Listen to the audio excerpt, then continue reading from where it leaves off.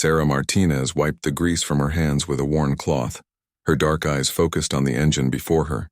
The military transport vehicle had been giving the unit trouble for weeks, but she knew every bolt, every wire, every component like they were extensions of her own body.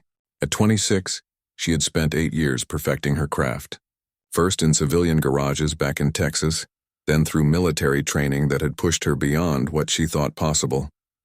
The other soldiers rarely paid attention to her work.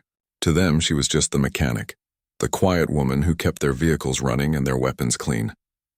They saw her small frame, barely 5 feet 4 inches, and her preference for working alone in the motor pool.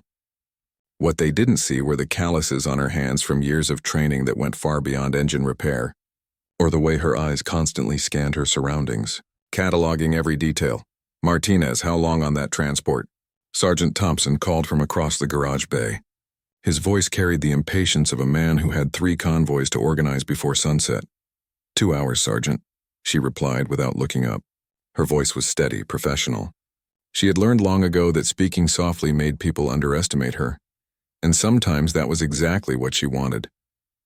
The forward operating base in Afghanistan hummed with activity around her. Soldiers moved between buildings, their boots creating a constant rhythm on the dusty ground. Radio chatter filled the air, mixing with the sounds of generators and distant helicopter rotors. Sarah had been stationed here for 6 months, and the routine had become as familiar as breathing. But routines, she knew, could be dangerous.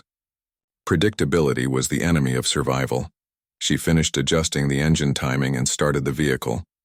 The engine purred to life, smooth and powerful. Another job completed to perfection. The other mechanics had stopped questioning her work months ago. Whatever she touched ran better than before, lasted longer, performed beyond specifications. "You've got magic hands, Martinez," Private Collins had said once. He was closer to the truth than he realized. As Sarah cleaned her tools and organized them in their precise places, she thought about the mission briefing she had overheard earlier. Not that she was supposed to hear it. She had been checking the air filtration system in the briefing room when the officers arrived early. 3 vehicles, 12 soldiers, a routine supply run to an outpost 40 kilometers north, standard protection detail for convoy operations. But nothing felt standard about this mission. The intelligence reports mentioned increased insurgent activity in the region. Radio intercepts suggested coordinated movement of hostile forces, the kind of information that made her skin crawl with anticipation of trouble. She had tried to voice her concerns to Sergeant Thompson once before, suggesting additional security for a convoy that had felt wrong to her. He had listened politely, thanked her for her input, and then proceeded exactly as planned. The convoy had returned safely, and Sarah had wondered if she was becoming paranoid. But paranoia and intuition were different things. Paranoia was fear without foundation. Intuition was pattern recognition operating below conscious thought, drawing on thousands of tiny details that the conscious mind couldn't process fast enough. Tonight felt different. The air seemed heavier, charged with possibility. The radio chatter had shifted in tone throughout the day, becoming more clipped, more urgent. Small things that most people wouldn't notice, but Sarah noticed everything. She walked to her quarters as the sun began to set, painting the mountains around the base in shades of orange and purple. The beauty of Afghanistan never failed to move her, even in the middle of a war zone. The landscape was harsh and unforgiving, but it had a majesty that reminded her why she fought to protect the freedoms that let people appreciate such beauty and safety. Her room was small but organized with military precision. Everything had its place, everything served a purpose. She sat on her narrow bed and opened the letter from her mother that had arrived that morning. News from home, updates about her younger brother's college plans, questions about when she might visit. Her mother still didn't understand why Sarah had joined the military, why she had chosen this life of danger and uncertainty. How could she explain that some people were called to serve, that protecting others gave her life meaning in ways that civilian work never could? She folded the letter carefully and placed it in the box with the others. Tomorrow she would write back, sharing what little she could about her daily life, avoiding anything that might worry her family more than they already did. The mess hall was crowded when she arrived for dinner. Conversations flowed around her as she ate her meal quietly, listening to the talk of sports scores from home, complaints about the heat, speculation about when their deployment might end. Normal soldier talk, the kind that kept morale up and minds occupied. But she also heard the underlying tension. The way conversations stopped when certain officers walked by. The glances exchanged between senior staff. The careful way information was being shared or not shared. After dinner, she walked the perimeter of the base, ostensibly checking the vehicles that would be used in tomorrow's convoy. But she was really studying the defensive positions, noting where additional security might be needed, thinking through scenarios that might develop. The moon was dark, which would provide cover for anyone moving through the mountains. The weather forecast called for clear skies, good visibility, moderate temperatures, perfect conditions for travel, but also perfect conditions for an ambush. As she prepared for sleep, Sarah went through her evening routine with extra care.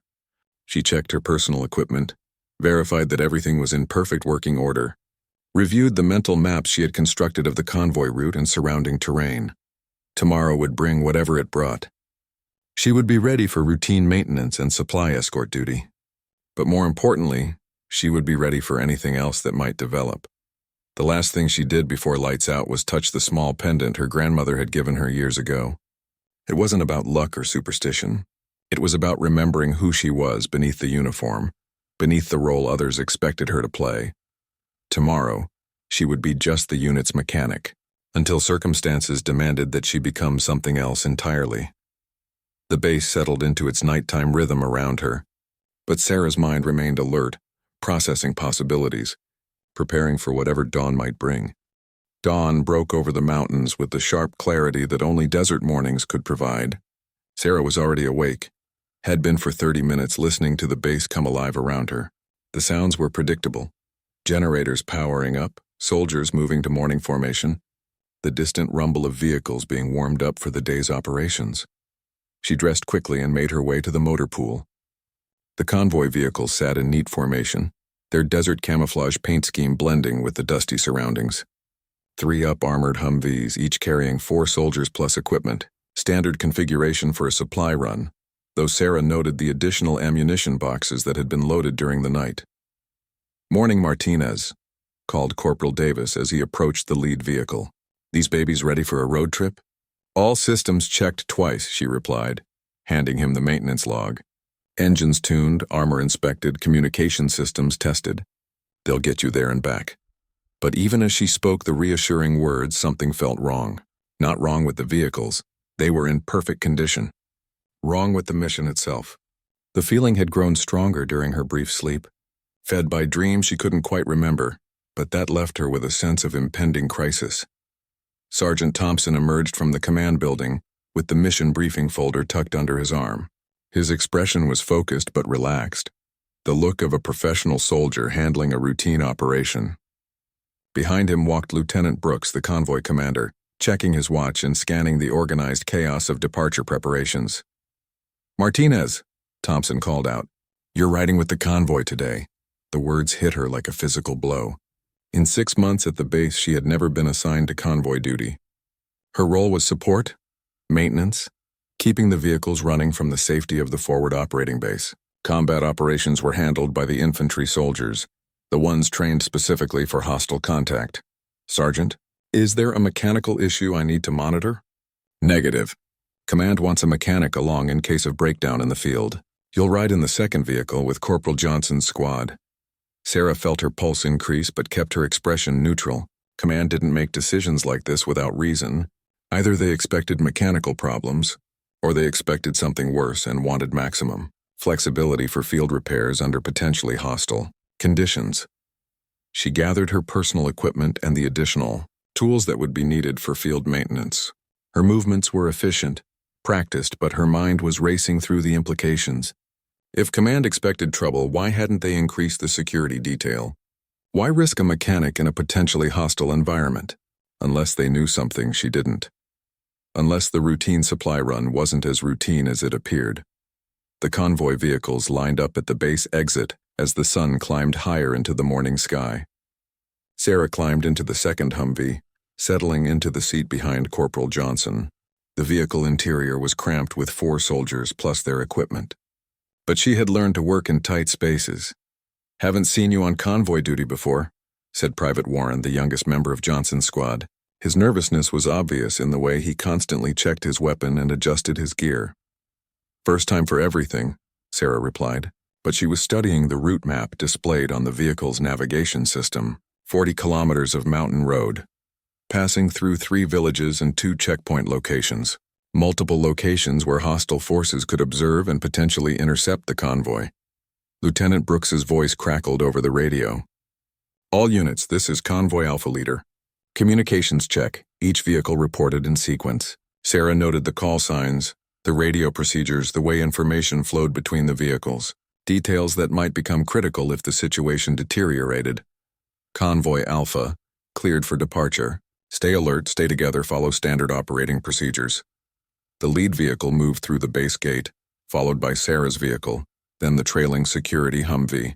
The landscape beyond the base was spectacular in its harsh beauty, but Sarah was focused on the tactical situation. Elevated positions that could conceal observers, bottlenecks where vehicles could be trapped, escape routes that could be used if the convoy needed to break formation. Corporal Johnson seemed relaxed, chatting with his soldiers about plans for their next leave rotation. But Sarah noticed that his eyes constantly scanned the terrain around them, and his weapon remained within easy reach. Professional soldiers developed instincts for danger, even when they appeared casual. The first village passed without incident. Children waved from doorways.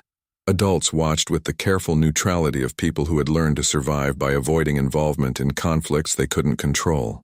Normal interactions for a supply convoy in a contested region. But Sarah felt the weight of being watched by other eyes, hostile eyes that tracked their movement and calculated distances and timing. The feeling was strong enough that she found herself checking her personal weapon and reviewing the ammunition count. "You seem tense," Martinez observed Private Mitchell from across the vehicle. "Just focused," she replied. "New environment requires extra attention." Mitchell nodded, accepting the explanation. But Sarah caught Corporal Johnson's eyes in the rearview mirror. He had noticed her alertness too, and his expression suggested that he shared some of her concerns. The convoy continued north, climbing into the mountains along a road that had been carved from the rocky terrain decades earlier. The surface was rough but manageable, requiring careful navigation but presenting no mechanical challenges for properly maintained vehicles. Radio traffic remained routine. Position reports, terrain observations, confirmation of navigation waypoints, the kind of professional communication that indicated a well-trained unit executing a standard mission. But Sarah's training went beyond mechanical skills. Before joining the military, she had studied patterns, learned to read situations, developed instincts that extended far beyond engine repair. And every instinct she possessed was screaming that this convoy was moving into danger. She began making mental preparations for situations that weren't supposed to occur on routine supply missions. Reviewing the locations of emergency equipment, calculating fields of fire from the vehicle positions, thinking through communication procedures if the convoy came under attack. Corporal Johnson caught her eye again and nodded slightly. Whatever he was seeing in her behavior, it reinforced his own growing sense that today would be anything but routine. The convoy approached the second checkpoint, where they would pause for navigation confirmation and security assessment before continuing to the supply outpost. Standard procedure called for a 10-minute halt, enough time for the soldiers to stretch their legs and the vehicles to cool down. But as they crested the ridge before the checkpoint location, Sarah felt her blood run cold. The checkpoint was empty. No friendly forces, no communication equipment, no signs of normal activity. And in the distance she caught the glint of sunlight reflecting off metal in positions where no metal should be. The empty checkpoint sent an immediate chill through the convoy. Lieutenant Brooks's voice cut through the radio static with controlled urgency. "All units, halt position. Something's not right here." Sarah's vehicle stopped behind the lead Humvee, and she could see Lieutenant Brooks studying the abandoned checkpoint through binoculars. The concrete barriers remained in place, but the guard post was empty, communication equipment missing. Most telling were the scattered papers blowing in the mountain wind, signs of a hasty departure or something worse. "Could be equipment failure," suggested Private Warren. But his voice lacked conviction. Corporal Johnson was already on the radio with Lieutenant Brooks requesting instructions. Sarah used the pause to scan the surrounding terrain with trained eyes. The road ahead curved through a narrow valley, with steep rocky slopes on both sides. Perfect terrain for an ambush with limited escape routes and multiple elevated positions for hostile forces. The glint of metal she had spotted earlier was gone now, but that didn't mean the threat had disappeared. It meant someone was being more careful about concealment. "Convoy Alpha Leader, this is base operations," crackled the radio. "Checkpoint Bravo failed to report in at scheduled time. Assumed position may be compromised. Recommend return to base for reassessment." But as Lieutenant Brooks acknowledged the transmission, Sarah spotted movement on the ridgeline above them, just a brief shadow shifting between rocks, but enough to confirm her worst fears. They weren't alone in this valley. "Contact left," Corporal Johnson shouted into his radio. The first shots came from 3 different directions simultaneously. Muzzle flashes erupted from concealed positions on both sides of the road and directly ahead.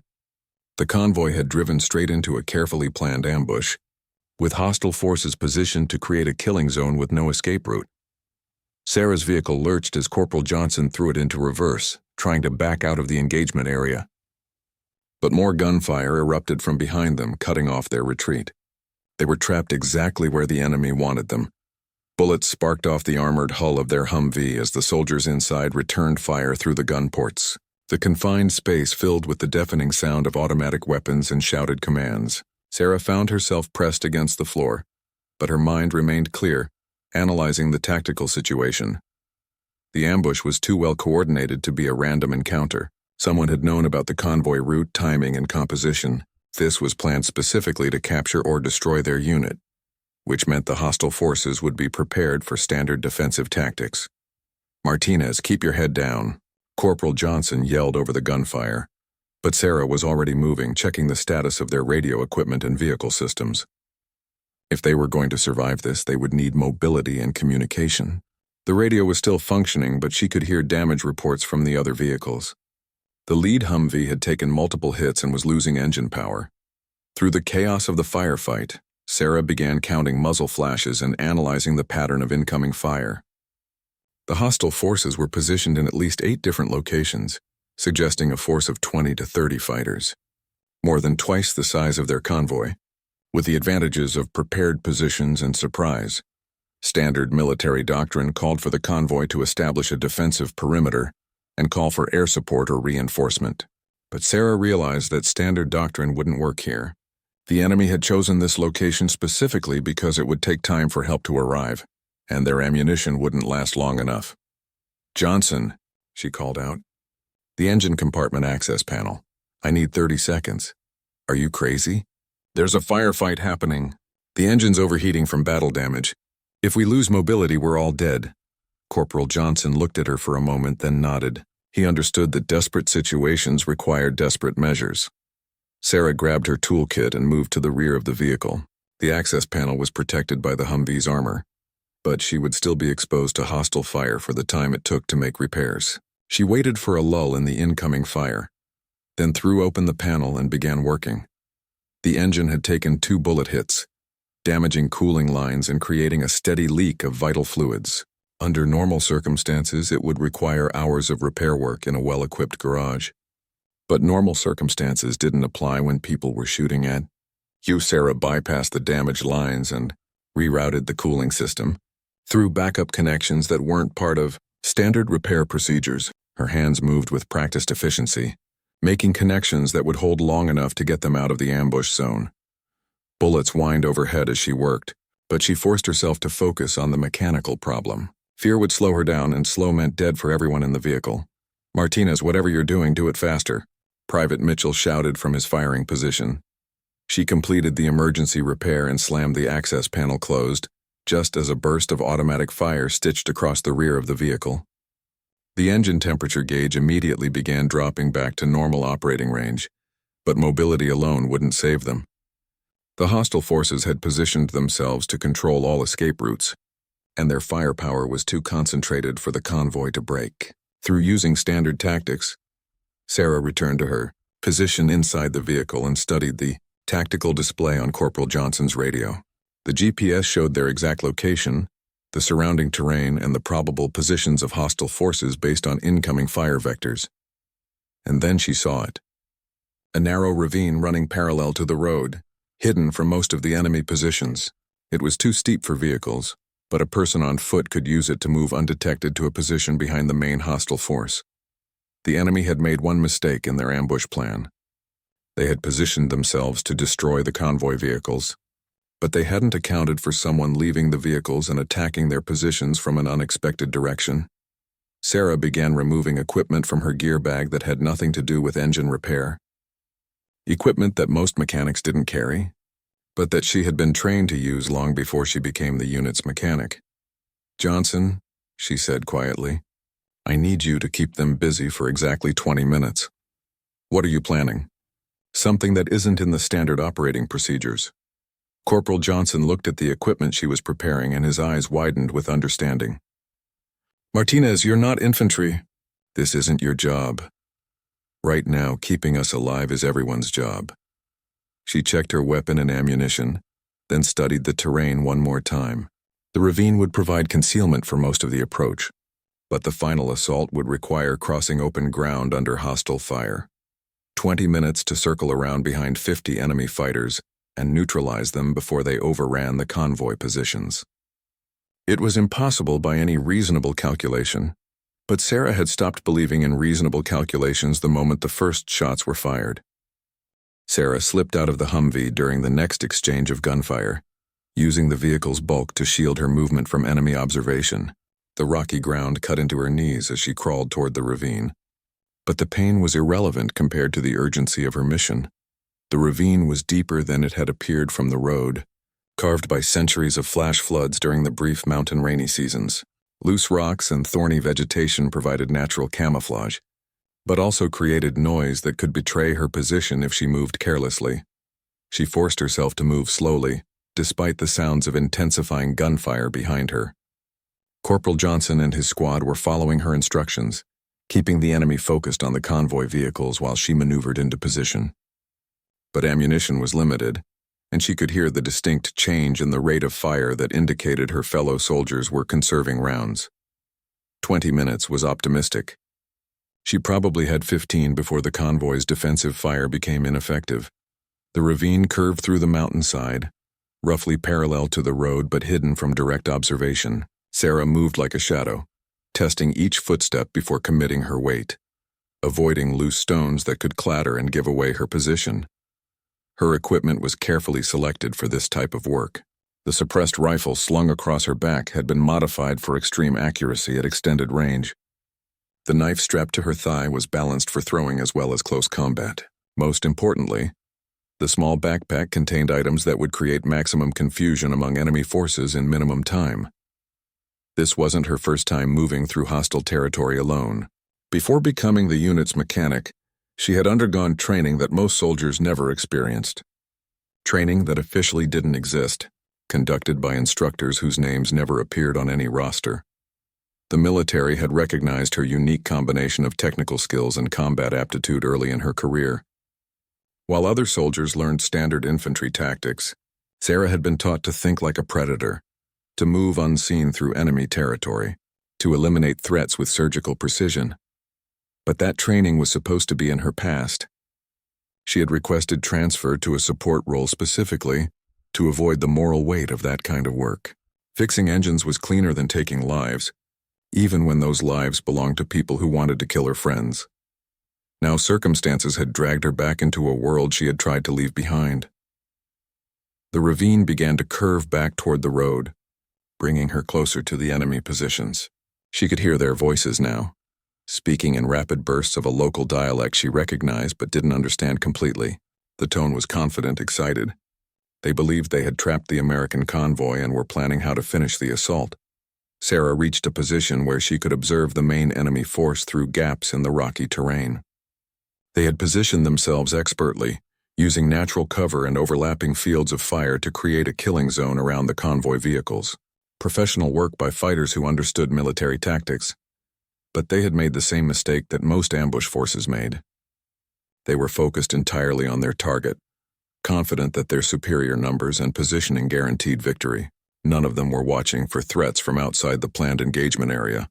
She counted 37 fighters spread across 8 primary positions. Each position contained between 3 and 6 fighters, with most of their heavy weapons concentrated on the high ground overlooking the road. They had additional ammunition stockpiled behind cover, suggesting they were prepared for an extended engagement. The tactical situation was worse than she had estimated from inside the vehicle. The convoy was seriously outgunned and would be overrun within minutes if something didn't change dramatically. Sarah began moving again, using the terrain to approach the rearmost enemy position. 2 fighters occupied a natural bowl in the rocks, providing covering fire for the main assault force. They were focused entirely on the convoy vehicles, speaking quietly to each other as they selected targets. She approached within 30 meters before stopping to prepare her first strike. The suppressed rifle would eliminate both targets without alerting the other enemy positions, but she would have to move immediately afterward to avoid return fire once their bodies were discovered. The first shot took the fighter on the left through the center of his chest, dropping him instantly. The second fighter began to turn at the sound of his companion falling, but Sarah's second shot caught him before he could raise an alarm. 2 down, 35 remaining. She moved immediately to the next position, using a dry stream bed to mask her approach. The sound of gunfire from the convoy engagement covered any noise she made moving through the rocky terrain. The second enemy position held 4 fighters with an automatic weapon, positioned to provide crossfire against any attempt by the convoy to break out of the ambush. They were completely focused on their assigned sector, confident that their rear was secure. Sarah approached from their blind spot, moving within grenade range before stopping. The explosive device she pulled from her pack was designed for precisely this type of situation. Maximum lethality in a confined space with minimal noise. Signature. She pulled the pin and counted down the delay, then rolled the grenade into the enemy position. The explosion was sharp but contained, muffled by the rock walls around the fighting position. 4 more fighters eliminated without alerting the main force. 6 down, 31 remaining, but time was running short. She could hear the change in gunfire from the convoy position, indicating that her fellow soldiers were running low on ammunition. The enemy fighters were beginning to move forward, preparing for the final assault that would overrun the American position. Sarah began moving faster, accepting greater risk to maintain the initiative. The next enemy position was more exposed, requiring her to cross open ground to get within effective range. She sprinted across the gap between cover points, knowing that speed was her only protection. A fighter in the distant position caught movement in his peripheral vision and began to turn his weapon toward her. But Sarah's rifle spoke first. The suppressed bullet dropped him before he could complete his turn.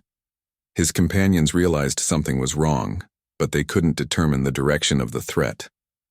Sarah used their confusion to eliminate 2 more fighters before they could organize a response. 9 down, 28 remaining. The sounds of combat were changing. Enemy fighters were shouting to each other, trying to coordinate their assault on the convoy while also trying to understand what was happening to their rear positions. Confusion was beginning to spread through their ranks. Sarah reached for another device from her pack, this one designed to create maximum psychological impact.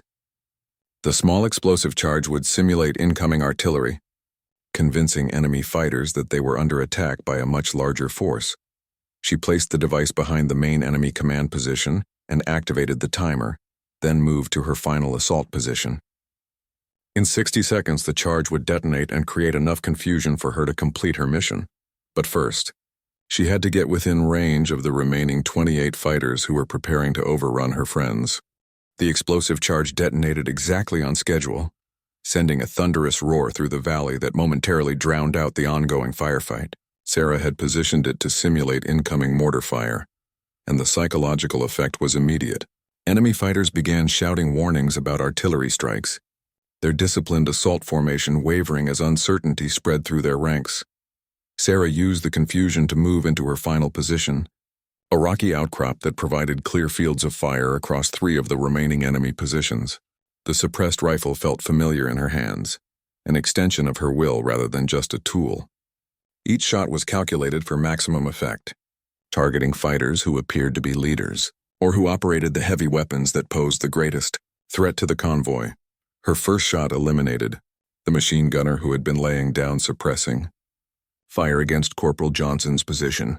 The second shot took out the fighter feeding ammunition to the weapon. Without the heavy weapons covering fire, The convoy soldiers were able to shift positions and begin more effective return fire. But the enemy force was beginning to adapt to the new threat. Fighters were turning away from the convoy to search for whoever was attacking them from behind. Sarah had perhaps 2 minutes before they located her position and brought concentrated fire to bear on her location. She switched to a different type of ammunition, rounds designed to penetrate body armor and continue through multiple targets. The enemy fighters were clustered together in their fighting positions, presenting opportunities for shots that could eliminate multiple threats simultaneously. Her third shot passed through 2 fighters who had taken cover behind the same boulder. The fourth shot ricocheted off a rock face and struck a third fighter, who thought he was safely concealed. The enemy was learning that nowhere in their defensive positions was truly safe from this invisible attacker. Panic was beginning to replace discipline among the hostile force. Fighters were abandoning their assigned positions, some retreating up the mountainside while others attempted to storm the convoy vehicles in a desperate frontal assault. Their coordinated ambush was collapsing into chaos. Sarah shifted position again, moving to a spot that allowed her to target the fighters attempting to overrun the convoy. These were the most immediate threat to her fellow soldiers, and eliminating them took priority over the fighters who were fleeing.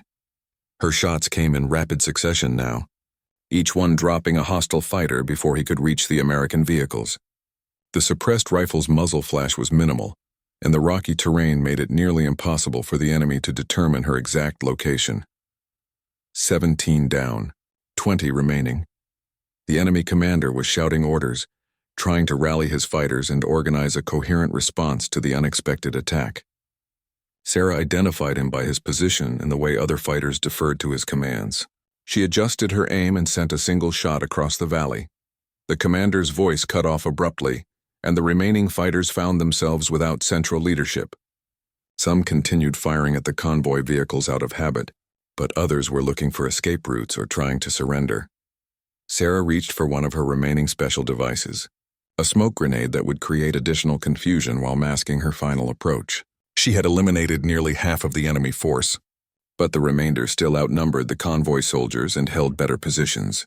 The smoke began to billow across the valley, carried by the mountain wind into the enemy positions. Visibility dropped to less than 50 meters, making it impossible for the hostile fighters to coordinate their movements or maintain effective fire against the convoy. Under cover of the smoke, Sarah began her final assault. She moved from position to position like a ghost, appearing long enough to eliminate targets before vanishing back into the gray haze. Her knife was silent where her rifle would have been heard, eliminating sentries and isolated fighters without alerting their companions.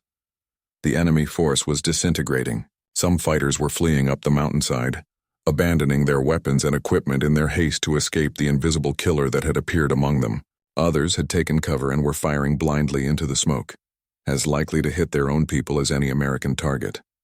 25 down, 12 remaining. Sarah found herself behind the main enemy position, where the remaining fighters had clustered together for mutual protection. They were facing outward, watching for threats from the convoy vehicles, unaware that death was approaching from directly behind them. She had multiple options for eliminating the remaining threats. Grenades would be quick but noisy. The rifle would be accurate but time-consuming. Her knife would be silent but required close contact. Instead, she chose psychological warfare. She placed her final explosive device among the enemy's ammunition stockpile and activated a 30-second timer, then withdrew to a safe distance. When the charge detonated, it set off a chain reaction among the stored ammunition that lit up the valley like fireworks. The explosion was massive, sending fragments of metal and rock in every direction. The remaining enemy fighters found themselves in the middle of what appeared to be an artillery barrage, with their own ammunition supplies turned against them. The few fighters who survived the explosion emerged from cover with their hands raised, shouting surrender in multiple languages. The ambush that was supposed to destroy an American convoy had instead become a devastating defeat for the hostile force. Sarah moved back toward the convoy vehicles as the smoke began to clear. Her fellow soldiers were emerging from their defensive positions, weapons ready but confusion obvious on their faces. They had witnessed their desperate situation suddenly transform into complete victory, but they had no idea how or why. Martinez, Corporal Johnson's voice came through her radio. "Where the hell are you?" "On my way back," she replied. "Situation secure." As she approached the convoy vehicles, Sarah began transitioning back into her role as the unit's mechanic.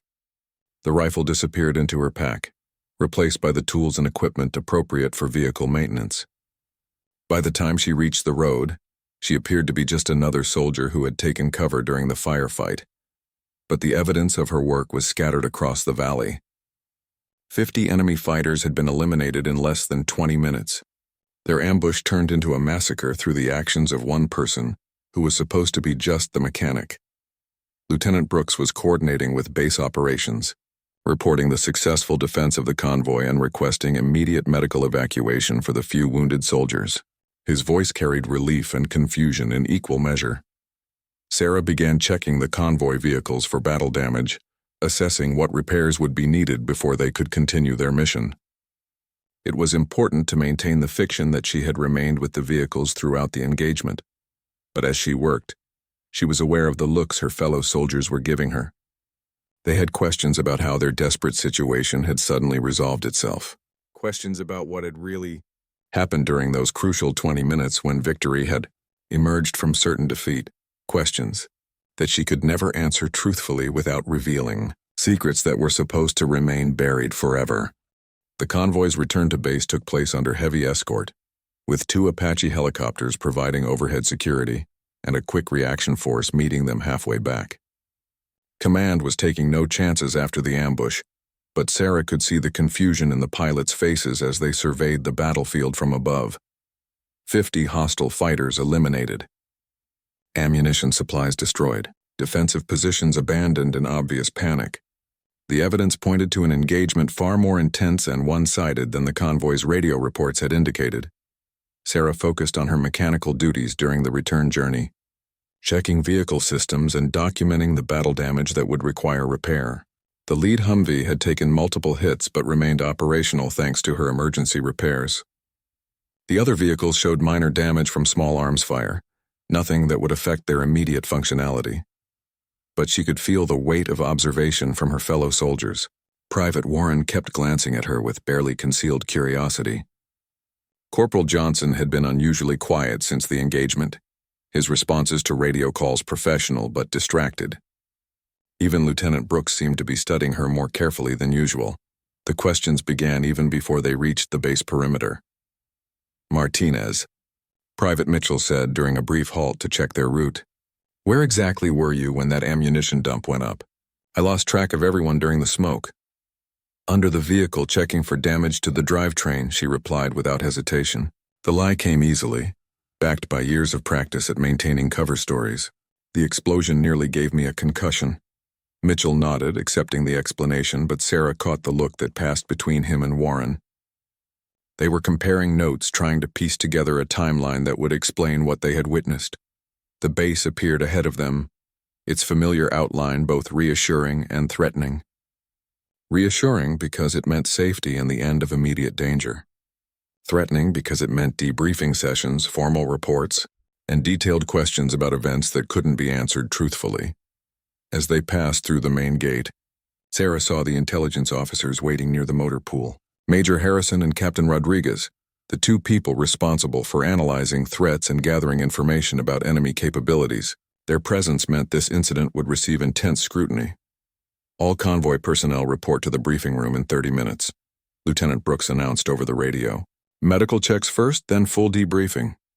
Sarah used the 30 minutes to conduct a thorough inspection of all 3 vehicles, documenting every bullet hole and impact mark. The work served 2 purposes. It maintained her cover as the unit's mechanic, and it gave her time to prepare for the questions that were coming. The medical check was routine. A few minor cuts and bruises, some hearing damage from prolonged exposure to gunfire, but no serious injuries among the convoy personnel. The medics were surprised by how lightly the unit had come through such an intense engagement. 50 hostiles eliminated and you guys don't have a single serious casualty? Sergeant Williams, the senior medic, shook his head in amazement. Either you're the luckiest soldiers in Afghanistan or somebody was watching over you. The briefing room was crowded when Sarah arrived. Lieutenant Brooks sat at the head of the table, with Major Harrison and Captain Rodriguez flanking him.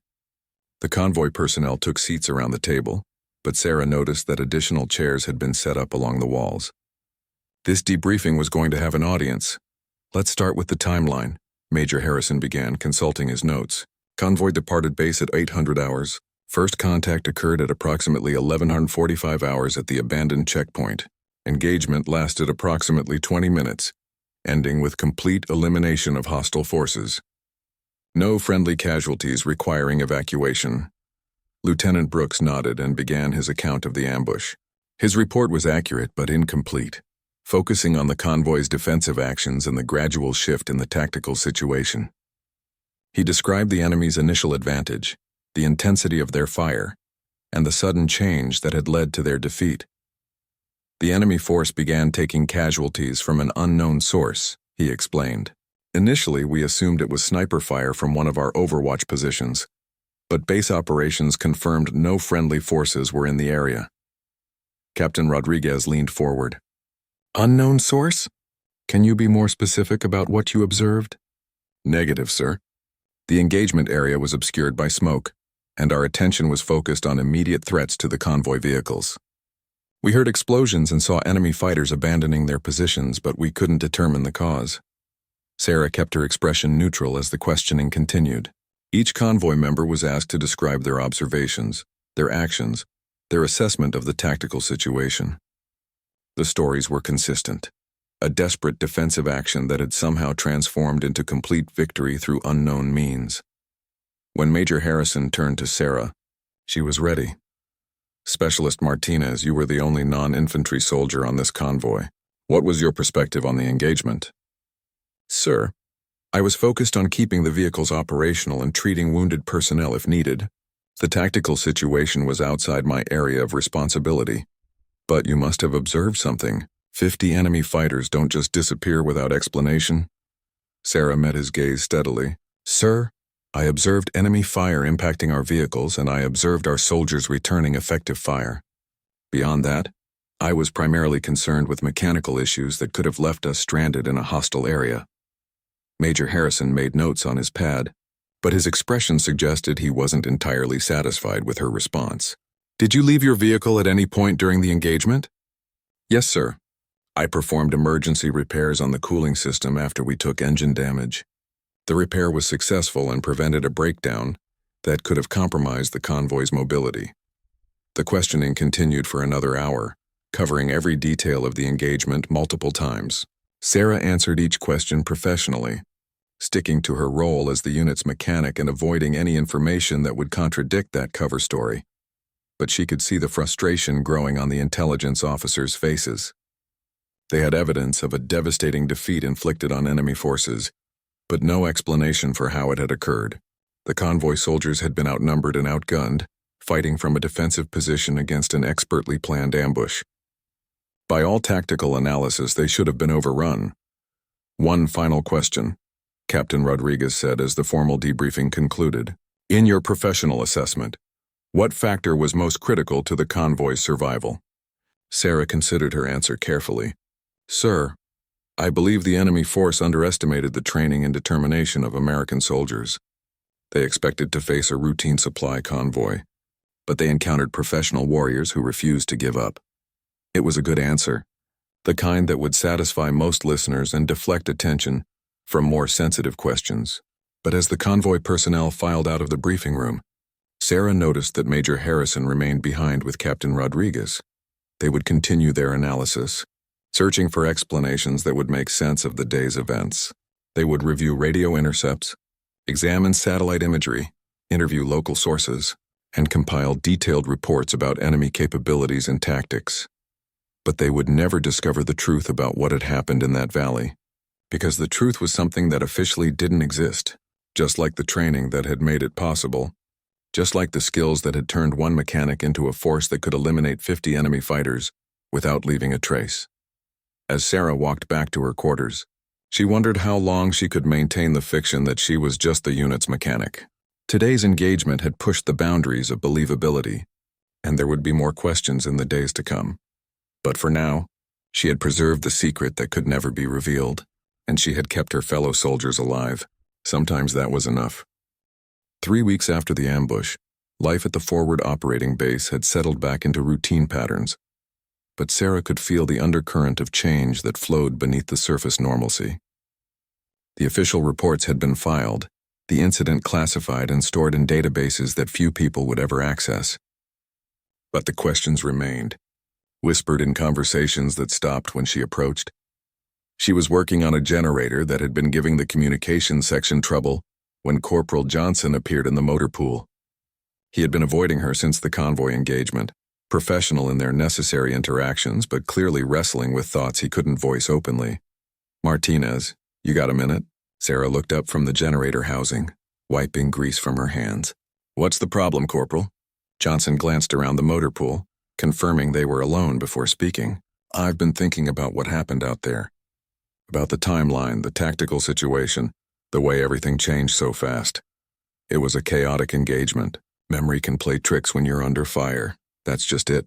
My memory is crystal clear about some things, like the fact that you left the vehicle to work on the engine, and you were gone for exactly 18 minutes. I timed it because I was worried about you being exposed." Sarah continued working on the generator, but her attention was focused entirely on Johnson's words. He was more observant than she had realized, and his military experience was sufficient to recognize the significance of that timeline. 18 minutes, he continued, and during those same 18 minutes, approximately 50 enemy fighters were eliminated by unknown forces using professional military tactics. That's a hell of a coincidence. Coincidences happen in combat, Corporal. The enemy could have been attacked by any number of factors we weren't aware of. Johnson stepped closer, lowering his voice. "Martinez, I've been in the Army for 12 years. I've seen combat in Iraq and Afghanistan.